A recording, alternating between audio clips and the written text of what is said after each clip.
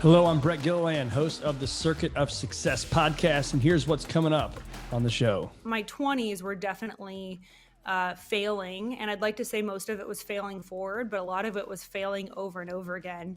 And I think my biggest failures, particularly when it came to business, I mean, I've been a business owner since I was 23 years old. And a lot of it was really just kind of self-taught and Googling my way to the next level of my business. I think the biggest failures that I experienced really came at kind of these points where I had to let go and stop trying to do it myself. The Circuit of Success. I'm your host, Brett Gilliland. Today, I've got Gabrielle Bosche with me. Gabrielle, how you doing? I'm doing well, my friend. Excited to chat with you. Excited to have you. You are in, looks like I said before we started recording, looks like you're about 400 stories up in the air. That building looks so tall behind you, but I think you're on the 43rd? Yeah, just 46. Yeah, if you're afraid 46. of heights, it's not for you. That's awesome. In Dallas, Texas. So everything's bigger in Texas. We hear up here in St. Louis. So we'll talk about how big the vision is and on the brand and everything we're doing today, right? Sounds awesome. So let me read this. I thought this was pretty cool. My assistant Robin is phenomenal and gets some stuff on our guest. And but you are the founder and president of the Millennial Solution, an international training and consulting company bridging the generation gap. You and your husband Brian have been called the next generation's motivational titans. That's a big one. They're best-selling authors, international speakers, and together they founded the Purpose Company. So tons of stuff here, but you've helped companies, actually the Navy and the Air Force, which is cool, top brands in the world. You've worked with presidential campaigns, been on Success Magazine, NPR, SiriusXM Radio, Bloomberg, et cetera, et cetera, et cetera. And you are a two-time TED Talk giver, which is a big deal. So I will be quiet now, Gabrielle, and I'll let you do some talking. But what has made you the woman you are today, making a huge impact? I think it really, for me, came down to one word, and that was purpose. From a very young age, I think I knew that I was here for a reason. I didn't know what that reason was.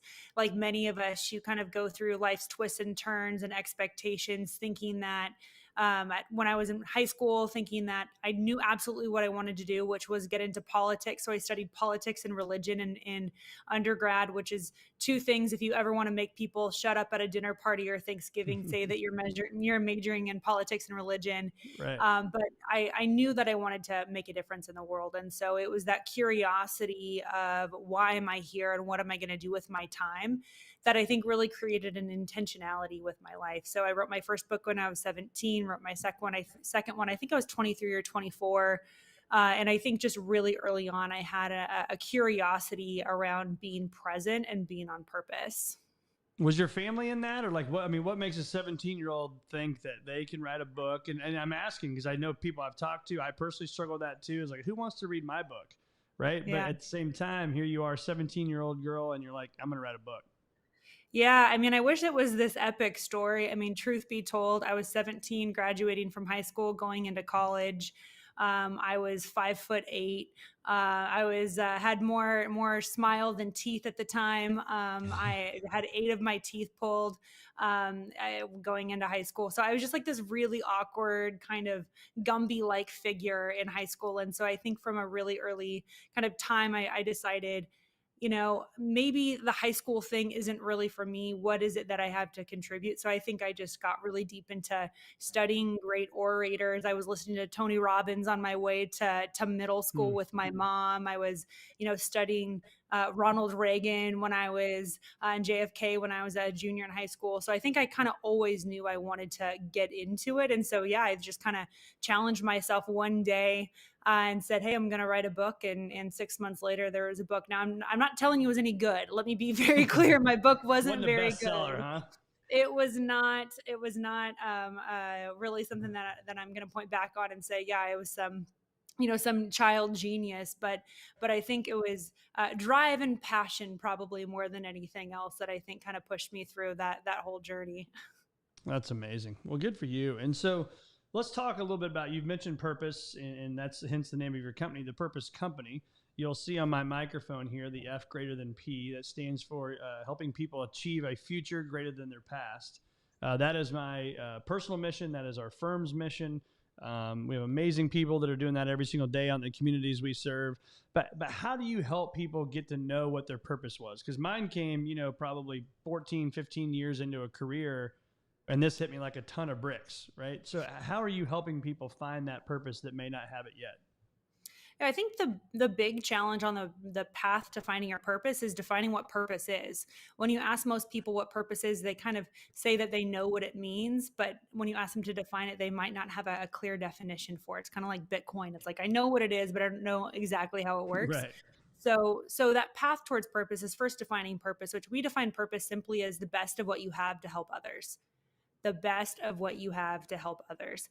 And so because of that, you can get really clear and finite on what that actually is. And so if I only have 20 minutes with someone, if we're getting coffee, Brett, and you're like, hey, I want to figure out what my purpose is, I'm going to ask you a series of questions, but primarily I want to know, what have you overcome that you can help someone else overcome? That path to using your purpose usually has something to do with an element of our story, the hardest times in our life. And that's where you really put purpose to the pain that you've experienced, whether it was the loss of a loved one, overcoming a trauma, experiencing rejection as a child. There are all these elements of who we are today that when you look back through a lens of purpose, you can really put some meaning to it. So the purpose piece is really first focus on what have we overcome that we can help other people overcome.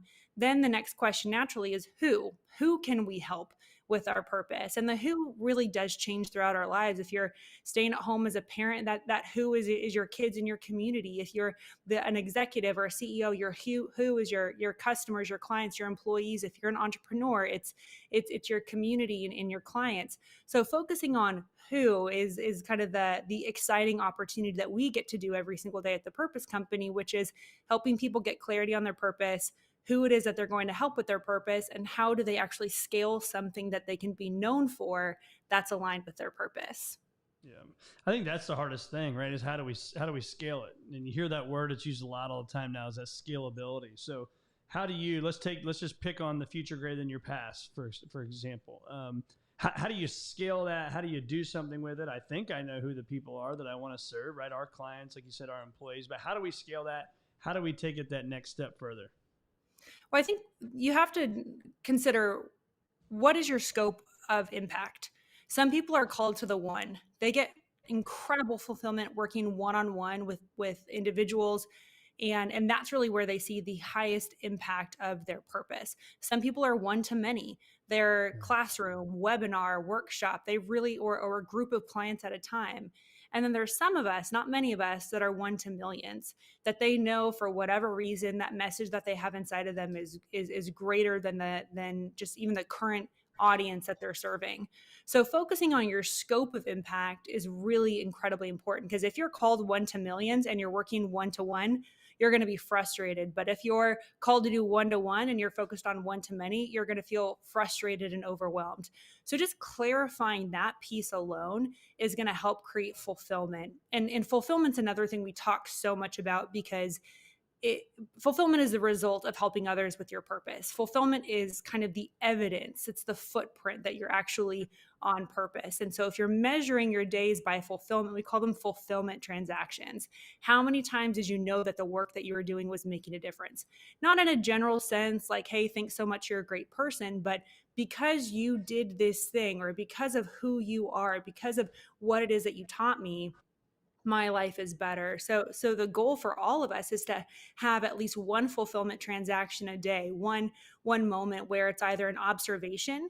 You can observe someone being improved or blessed by what it is that you do. It can be a transaction of someone saying, hey, thank you so much, or I'm going to pay you to help me with this thing because I see that you're truly uniquely gifted in this area. Or it can be just the scope of work, where you just know that the scope of your work is truly making a difference, changing the industry, creating a trajectory, having a maverick moment. Those are kind of the three areas where you can measure fulfillment on a daily basis. And I keep asking these questions. I think it's huge because you just so confidently and humbly say it, but it's hard for some people to say, I'm here to serve millions, right? So what do you do on days where maybe I don't know, your social life and anything like, but maybe you stayed up last night a little too late. Maybe you had a few too many beverages and you just, quite frankly, you felt like crap and didn't want to do it today. But you can't have many of those days, I would assume, if you're serving one and millions, right? So how do you do that on days you don't want to do it, or maybe the belief's not there? I think a lot of times people feel either distracted or discouraged, or, yeah, frankly, you have just kind of one of those days that you don't feel like yourself. And so, rest is important. So, I'm not trying to say kind of push through the pain. If your body is tired, Hmm. certainly give it some rest. But one of the things that I really love helping people with is working through what a lot of people call imposter syndrome. I think it's kind of Yeah. overused, but it's that kind of fear of who am I to say I'm called to millions or even to many. But when you think about the scope of your impact and you put a face to your impact, when you put a face to your purpose, it changes everything. It's not about you and how you feel, it's about them and how you can help them. And Hmm. so if you look at the work that you're doing every day, according to the people you're helping, there are millions of people out there waiting for the story that you have to tell, or the invention that you're going to put out there, or the service that you're currently working to fine tune and make better and better. If you see your purpose as a duty, it changes the trajectory of why you do what you do every day, is because you have to get out of your own way every day. You have to push past the frustration or the disappointment or the hangover to say, hey, there's people out there waiting for me to show up, and it's not about me and how I feel, it's about them and how I can bless other people with the purpose that I have inside of me. Yeah. How do you go about your planning your day? Do you do that like, so today's Tuesday as we sit here and record? Are you gonna tonight or this afternoon sometime plan for tomorrow? Did you already do that for the week? Like, what does that planning and visualization look like for you? So I plan my week the Sunday before. So Sunday evenings is when Beautiful. I'm reflecting on the previous week, and I'm usually measuring three things. I'm measuring intent, I'm measuring execution, and I'm measuring charge. How good do I feel about going into the next week? And so Mhm. usually every day I've got it pretty well set. I have brilliance hours in the morning, so I don't talk to anybody before 11 a.m. That's when I have my first team meeting where I'm checking in with the team, or reviewing their results, kind of giving them one on one feedback if that's necessary. But my mornings are focused on my brilliance hours. If I'm working on a book, I'll be focusing on that. If I'm improving a core element of our course or launching an event, that's what I'm focusing on in the morning. And then the afternoons are really focused on whether coaching, if I'm working with a client, or fulfillment, if I'm working on something for one of our consulting projects. And then Friday is kind of just an open day. So if I didn't get anything done each of those days, Friday I have kind of a set block of time that's kind of my overflow days. Because Mm. many of us set goals and we don't get to them. And so I kind of naturally build in an overflow on Fridays to kind of be a catch all, to make sure anything that didn't get accomplished, I can push it to Fridays and make sure that it doesn't flow into the next week. What's frustrating to you when you think of human beings today and you're serving millions of them? What frustrates you about us? I think that's an awesome question. I love that. Mike, how long do we have? No, I think one of the things, Get your list out. yeah, I think one of the things that makes me kind of cock my head and look at us, and it's not just us as a group. I consider this for myself as well. Is why do we not do the things that we say we want to do, even though we know they're really important to us? And so I don't think it's a lack of motivation, but I think it's a lack of clarity and putting meaning to action. So, I mean, I work in kind of the motivational space where, people come to me and say, hey, I want to find my purpose or use my purpose, or I want to, get paid to kind of do what it is that you do as a branded expert. And there's the desire, but there's that gap between desire and action. And in that space right there, it fascinates me. That's where I've spent a lot of my time pulling stuff apart and studying human motivation and saying, even in my own life, why is it that I have a desire, but my action can be lacking in certain elements of my life? And so it frustrating certainly, but curiosity inducing, absolutely, where that kind of that gap, that in between, is one thing that I think about as humans is absolutely fascinating. Yeah. And so let's stay on that kind of that topic is about failures. I mean, have you had any, failure? I think we all have. We're human, right? The failure. And if so, what did you learn from it and how did you apply that? Oh my gosh. Yeah. I mean, I think 20s were definitely failing. And I'd like to say most of it was failing forward, but a lot of it was failing over and over again. And I think my biggest failures, particularly when it came to business. I mean, I've been a business owner since I was 23 years old. And a lot of it was really just kind of self-taught and Googling my way to the next level of my business. I think the biggest failures that I experienced really came at kind of these points where I had to let go and stop trying to do it myself. I think I growing up, I was like, bootstrapping, figure it out, Google your way out of this. I had kind of this do it yourself kind of chip on my shoulder. And so I learned probably like 4 years or 5 years too late that when you hit a snag in your life or in your business, it isn't time to double down and figure out how you can do it. It's time to find someone who's doing it better than you to pull you out of the mud. And so that was definitely a big learning lesson throughout my 20s. And be humble enough to know you need help, right? Yeah. And I think that having a mirror, either of someone in your life who loves you enough to say, hey, you're saying that you want to do one thing, but you're not doing it. And or holding a mirror up to yourself and having those reflection times and times to step out of your life and step out of your business to say, am I proud of who I am right now? Would me in 5 years be proud of the activity that I'm currently pursuing to get me to this next level? If the answer is yes, keep going. But if the answer is no, it's time to take some steps back and start to adjust. Yeah. Have you thought about this? Yeah, I mean, maybe you have, maybe you haven't, but I think about this. What would Brett, the 45-year-old, tell the 35 or the 30-year-old Brett, or even the 25-year-old Brett, right? What advice would I have for that younger version with less gray hair than I have now? But what would I tell that guy? Yeah. Have you thought about that for yourself? I think about that all the time. I kind of think about it in reverse, though. I talk to future self a lot. So I don't know if you've done that, where if I'm in a bind or I'm kind of in between a couple of different options, I need some wisdom. I'll take myself out to coffee and I'll say, okay, what would future Gab say to me right now? Her with her wisdom. And I think about me in 10 years and what I've accomplished. What would she say for me to do? Would she give me the perspective element? Would she give me something strategic? Would she kind of let me know that it's all going to be all right? Because I think we have far more wisdom inside of us than we realize.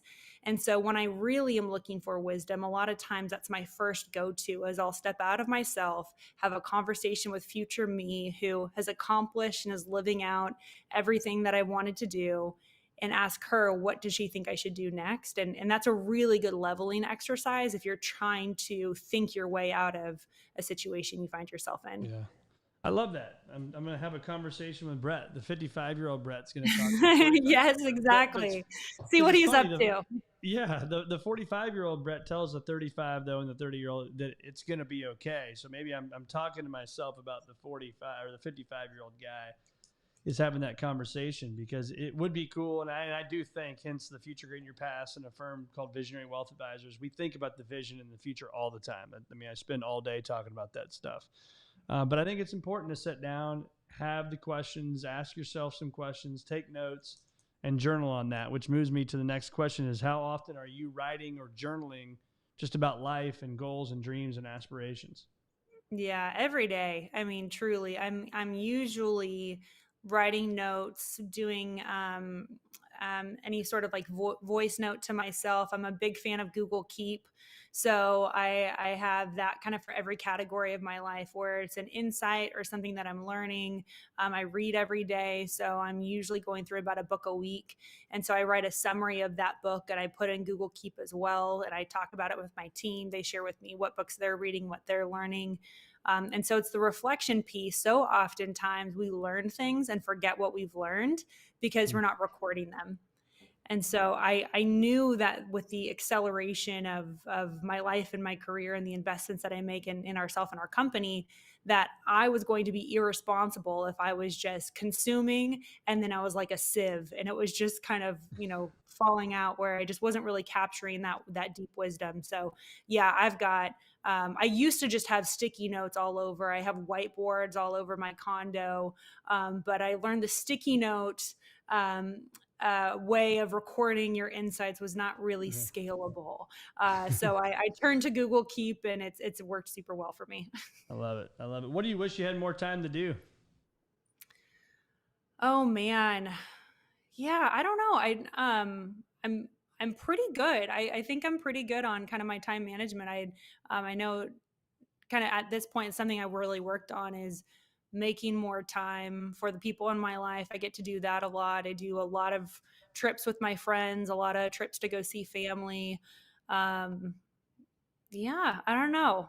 So now, do you I think schedule I that think in? I'm Number pretty one, good. number two. I used to call it guilt-free golf. So I'm a big golfer, and when I was a Yeah. young advisor, that I noticed about myself when I would go Friday afternoon golfing, and I didn't do that week what I needed to do to be successful. I would play like absolute crap, right? Because my mental state was back in the office, even though I was physically playing golf. Then I created this guilt free golf that if I did A, B, and C throughout the week, I could go to the golf course and have less guilt, right? And that Yeah. worked. And so, but I think hard chargers still sometimes struggle on taking that personal time away from the office. And if so, how have you gotten over that, or what advice would you have for people? Yeah, I think that's a really good point. I think I definitely suffered from that a lot, like the work guilt of I should be doing something else. Yeah. But I think if I ever trigger into that, I reflect on, did it really matter that much? I think sometimes that work guilt is kind of born by a hero complex of I'm absolutely necessary to everything in my business. And the truth is, if that's the case, I'm not very good at running my business.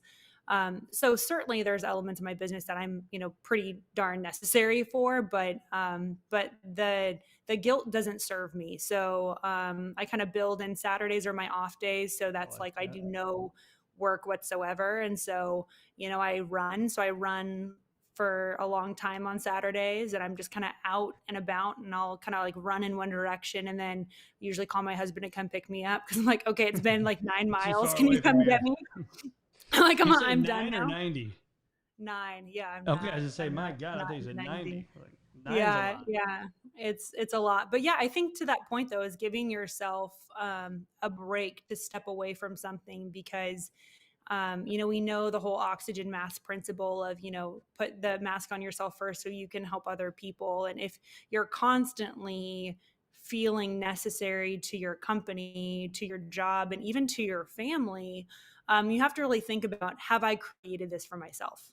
Like, Yeah. have I created an instance that I need to feel necessary? And I know that was kind of the case for me before, as I didn't trust anyone enough to make the decisions for me. And now, I'm like, hey, I hope you guys make the right decisions. And, if it's the wrong decision, then we'll live with it. But at the end of the day, future Gab is usually like, it's not that big of a deal. Go for the run. I love it. We're gonna play a game. I've never done this, so bear with me, future Gab, because you have no idea what I'm gonna do here. So pick a Cool. number between 1 and 12. 11. Okay, so now I'm on your Insta. I just pulled up your Instagram. We're gonna play a game. So one, Cool. 2, 3, 4, 5, 6, 7, 8, 9, 10, 11. Now say 1, 2, or 3. 2. All right. Your post on the 11th row of your Instagram and the second post over says you're looking for 3 corporate professionals that live below their potential and want to find their purpose and launch their 6-figure expert business. Comment expert below. So let's walk through that post. All right. I think this is great because I have no idea where this is going to go. So walk me through that, and why did you put that on there, and what are you trying to do there? Yeah, that's awesome. So we do kind of pushes in our community where we enroll about 10 people a week in our program called Purpose Mastery that we help corporate professionals step into their purpose and become paid experts. So getting TED Talks, writing books, becoming paid speakers. And so we do kind of these pushes in our community every once in a while to get folks into our community. And so most people that we work with are corporate professionals who are like lawyers and doctors and executive vice presidents and entrepreneurs who are just really busy and kind of like the conversations we're having right here, who know that they're entering a season where it's not just about the success, but it's about the significance. So I'm a big believer in creating great content. We do, a ton of free teaching every month. I do a free masterclass. We do a ton of just giving back to the community. And then every once in a while, we're like, hey, if you want to work with us more, if there's an opportunity for us to, we can jump on the Yeah. phone. I think it's kind of that strategy of give, give, give, give, give, give, give, right? Then ask for the business every now and then. Is that fair? Yeah. Well, it's I think that's very fair. And kind of put another way is a lot of times people just think it's all about, giving, giving, giving. But if you don't ask people to engage with you, you're actually stealing an opportunity to help them further. Mm. Because someone reading my Instagram and seeing how I share how to create a TED talk, or how to manage your time better. I mean, I'm giving insights all the time, but until you give an invitation, they may not know that that's actually what I love doing the most. And that's a big part of our business. So it's how you frame things. Certainly, I think it's kind of the message behind the method, but it's also too cruel, I think, to not engage with people and sell them if you know that what you can do can truly help them. Well, this goes back to then self-belief, right? And then it goes back to your purpose. I mean, if this is Yeah, the purpose, right? Future greater than your past in that example, shame on me for not trying to go serve more people. totally. I know. And I wish more people had that mindset. I think a lot of times people think sales is like working at a used car lot, or, tricking someone out of their money. And certainly there's bad actors out there, but if you really see your opportunity to sell as your opportunity to serve, it changes the whole mindset around everything. Awesome. Well, I love it. Hopefully that, I don't know. I think I like that, going to the Instagram and randomly picking a post and seeing I where it love goes. it. We might have to do that more often. Where do our listeners find more of Gabrielle Bosche? Yeah, well, they can hang out with us. Like I said, we've got lots of free content on sevenfigurepurpose.com. It's the number sevenfigurepurpose.com. And so they can hang out with us more there, join our free community, and learn more about how to step into your purpose. Awesome. We'll put all that in the show notes, and we'll send people your direction. And it was awesome having you, Gabrielle. It was really a lot of fun and tons of takeaways. Absolutely. You Thanks get your for stuff hanging together, out. man. You are like ready to rock. I got it. Well, See I'm why you guys honored are. to have this conversation and get to meet your community. It's amazing. Yeah. You've got a really great thing going on here. Well, thank you very much. And thanks for being on the Circuit of Success.